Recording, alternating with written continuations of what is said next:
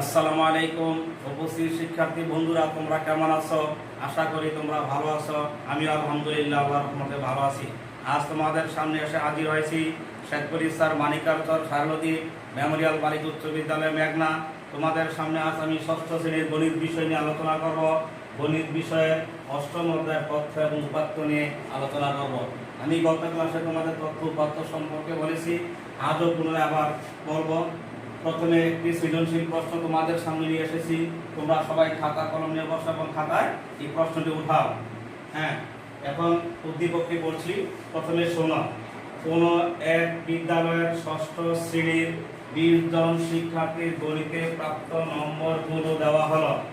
প্রাপ্ত নম্বরগুলো হলো 80, 75, 90, 78, 80, 60, 71, 60, 70, 85, 90, 75, 78, 90, 85, 90, 95, 90, 80, 92। এখানে 20টি উপাত্ত দেওয়া আছে, তাই না? হ্যাঁ, এখানে অপশনগুলো হলো উপাত্ত কি, উপাত্ত কত প্রকার ও কি কি। খ, উপাত্তগুলোর গড় নির্ণয় করো। গ, উক্ত উপাত্তগুলোর মাধ্যমে শ্রেণী ব্যবধান পাক ধরে একটি গণসংখ্যার সারণী তৈরি করো। এখন আমরা প্রথমে সংজ্ঞাটি লিখব, তাই না? সেই সমস্যার সমাধান করছি, তোমরা খাতায় অবশ্যই লিখে নিবে, ঠিক আছে? যে উপাত্ত কি? উপাত্ত হলো পরিসংখ্যানে বর্ণিত যে সকল তথ্য সমূহ সংখ্যায় গণনা করা হয় ও উপস্থাপন করা হয়, সেই সকল তথ্য সমূহকে বা তথ্যগুলোকে উপাত্ত বলে। খাতায় লিখো, ঠিক আছে? উপাত্ত কয় প্রকার ও কি কি আমরা অবশ্যই জানি, তাই না? দেখো, উপাত্ত 2 প্রকার। কত প্রকার? 2 প্রকার। হ্যাঁ, ঠিক আছে, খাতায় লিখো। উপাত্ত হলো 2 প্রকার, যথা 1 নম্বর দিয়ে লেখো বিন্যস্ত উপাত্ত। বিন্যস্ত উপাত্ত। 2 হলো অবিন্যস্ত উপাত্ত। অবিন্যস্ত উপাত্ত, তাই না? বিন্যস্ত উপাত্ত হলো যে উপাত্তগুলোকে সারিবদ্ধ হয়ে লেখা হয় বা কি সাজানো হয়, ঊর্ধ্বক্রম কিংবা অধঃক্রম সারে সে উপাত্ত সাজানো হবে, বিন্যস্ত মানে সাজিয়ে লেখা হয়। আর অবিন্যস্ত কি এলোমেলো উপাত্ত, যেমন উদ্দীপকে এলোমেলো আছে, তাই না? তাই আমরা বুঝতে পেরেছি, ঠিক আছে? লিখেছ? বুঝতে পারি? হ্যাঁ, ঠিক আছে।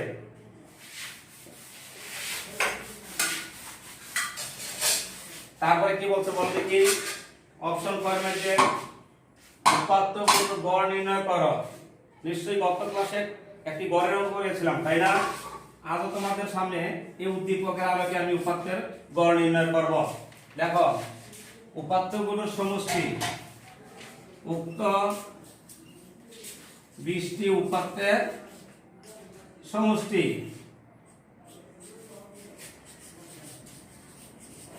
উক্ত 20টি উপাত্তের সমষ্টি বা যোগফল। যোগফল নির্ণয় করবে, তাই না? যোগফল লিখো 80 যোগ 75, অর্থাৎ এই উক্ত 20টা উপাত্তের যোগ করো। 80 যোগ 75 যোগ 90 যোগ 78 যোগ 80 যোগ 60 যোগ 71 যোগ 60 যোগ 70 যোগ 85 যোগ 90 যোগ 75, হ্যাঁ, যোগ 78 যোগ 90 যোগ 85 যোগ 90, ঠিক আছে? যোগ 95 যোগ 90 যোগ 80 যোগ 92। এই 20টি উপাত্তের মোট যোগফল কত? দেখো তো যোগ করে। মোট যোগফল হবে তোমাদের 1614। 1614। তোমরা অবশ্যই ক্যালকুলেশন করে নেবে, ঠিক আছে? আমি যোগ করে রেখেছি 1614, এই মোট যোগ করলে 1614। সুতরাং কি লিখবে? উপাত্তগুলো গড় দেখো। সুতরাং লিখছ? হ্যাঁ লিখো। সুতরাং নির্ণয় গড়, নির্ণয় গড়ের সূত্র কি? উপাত্ত সময়ের সমষ্টি,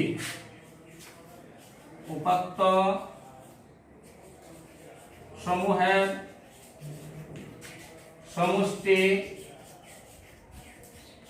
উপাত্ত সময়ের সমষ্টি বা উপাত্ত সময়ের সংখ্যা।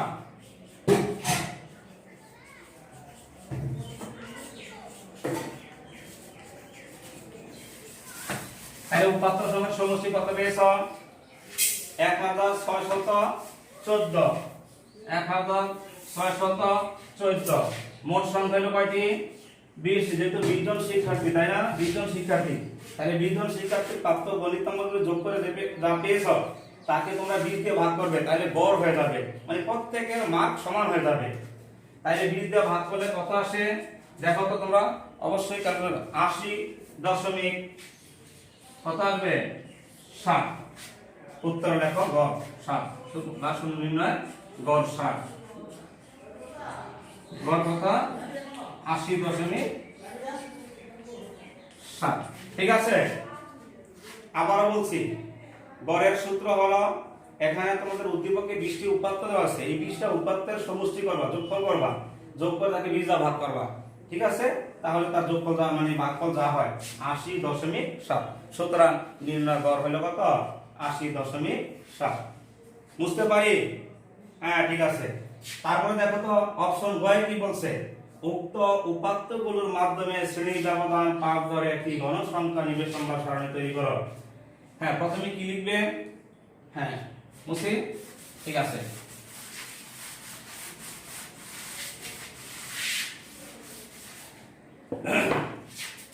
গ, তার সমস্যার সমাধান। প্রথমে দেখো, এখানে এই 20টা উপাত্তের মধ্যে এখানে সর্বোচ্চ মান হলো কতটা আছে বলতে পারবে কি? 95। এই 95 সর্বোচ্চ মান। তারপর আসছে সর্বনিম্ন মান কত আছে বলতে পারবে কি? সম্ভবত 60। দেখো 60। শ্রেণী ব্যবধান আছে কত? শ্রেণী ব্যক্তি হচ্ছে তোমার ব্যক্তি বা ব্যবধান কত আছে? 5। তাইলে এখানে প্রথমে কি বের করবে? পরিসর, তাই না? পরিসরটা বের করো। সুতরাং পরিসরের সূত্র কি জানো? উপাত্ত সময়ের সর্বোচ্চ মান বিয়োগ সর্বনিম্ন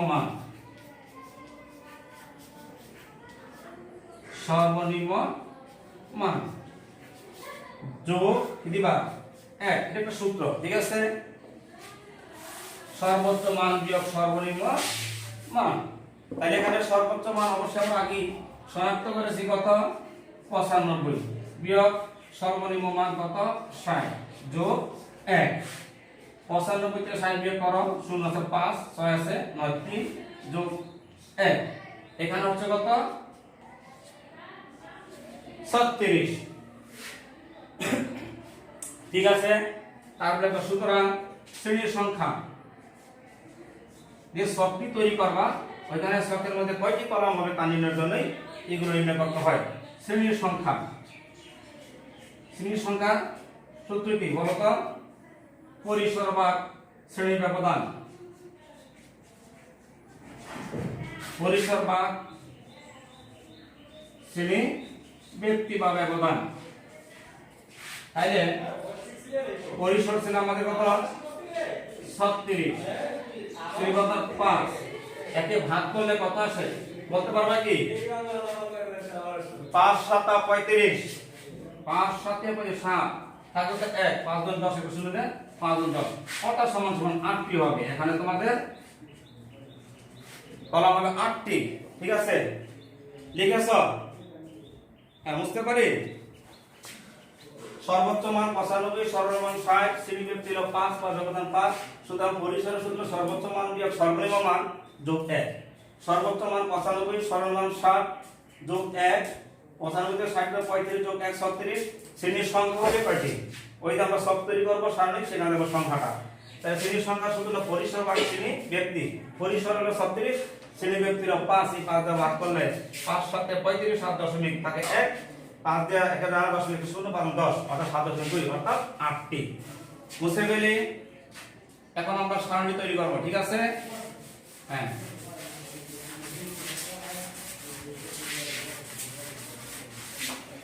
লেখো। শ্রেণী ব্যক্তি 5 এর একটি সারণী তৈরি করা হলো। দেখো সারণী, তাইলে আমরা সারণী তৈরি করব।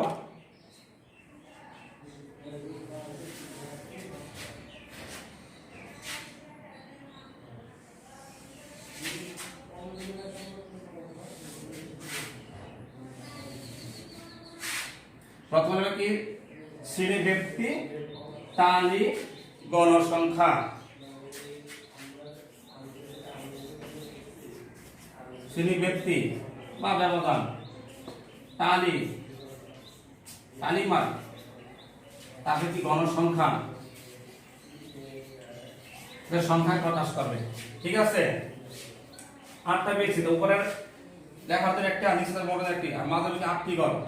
তাহলে 1 2 3 4 5 6 7 8, ঠিক আছে?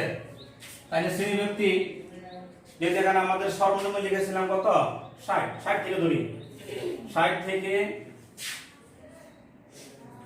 60, শ্রেণী ব্যক্তি 5, 60 61 62 63 64, তাই না? 65 থেকে কত আসবে? 65, 70 থেকে 74, 75 থেকে 79, 80 থেকে 84, 85 থেকে 89, ঠিক আছে? 90 থেকে 94, 95 থেকে কত লিখবে? 99। যেটা আমাদের সর্বোচ্চ আছে কত? 95 থেকে 99। তাই ওই 60 এবং 95। এখন দেখো সহজ পদ্ধতি, 60 থেকে 64, প্রথমে কাটবা 80, কার মধ্যে আছে দেখো তো? এই 80 করে একটা। 75 কোথায় আছে? 75 এ। 90 90 করে। 78 75 এর ঘরে। 80 80 ঘরে। 60 60 এ। 71 70 থেকে আছে, তাই না? তারপর 60 60 এর ঘরে। 75 70 এর ঘরে, ঠিক আছে? 85 85 85 এর ঘরে। তারপর আসবে কোথায়? 90 লেখো, 90 এর ঘরে। 75 75 এর স্থানে লিখবা। 78 75 থেকে 79 এর মধ্যে 78, 90 90 এর ঘরে, ঠিক আছে? 85 85, তারপর সে 90 আবারও 90 এর ঘরে। 4 95 আসে আমরা 95 এর ঘরে। 90 এখানে সে 90 আগে ছিল কত? 4টা, এখানে সে এই একটা ঘর দিয়ে 5টা। 80 80 এর ঘরে, ঠিক আছে? তারপর আসছে 92, দেখো এই 90 থেকে 94 92।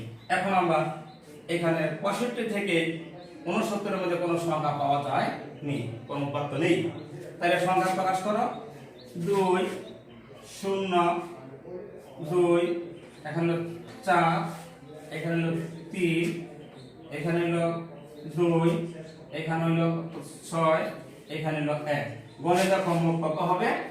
মোট 20টি উপাত্ত হয়ে গেছে, ঠিক আছে? তাহলে আমাদের সংখ্যা মিলে গেল, ঠিক আছে? তাহলে সারণী কি? যেহেতু সংখ্যার উপাত্ত 20টি, ঠিক আমাদের গণসংখ্যা হবে 20টি, টালিমার্ক হবে 20টি। ঠিক আছে, বুঝতে পেরেছ? হ্যাঁ, লিখছ? আবার বলছি, তাই না? তাহলে সারণী তৈরি করছি আমরা। প্রথমে বের করছি কি সর্বোচ্চ মান, সর্বনিম্ন মান, গরিষ্ঠ, তারপরে শ্রেণীর সংখ্যা। দিয়ে শ্রেণীর সংখ্যা কেন বের করলাম? এই সারণীতে দেখো আমাদের কলাম সংখ্যা কয়টি, উপরে লেখা থাকবে থাকবে, নিচে মোট মাঝে মোট 8টি। ঠিক 8টি লিখেছিলাম, তাই না? এখানে আমরা ব্যবহার করছি 60 থেকে 64, দেখো 5 ঘর। ঠিক 65 থেকে 69, এবার প্রত্যেক ঘর 4 9 4 9 ঘর থাকে। ঠিক আছে, এখানে আমাদের মোট গণসংখ্যা হলো কত? 20, টালিমার্ক 20, আমাদের শ্রেণীর সংখ্যা কত? 20টি।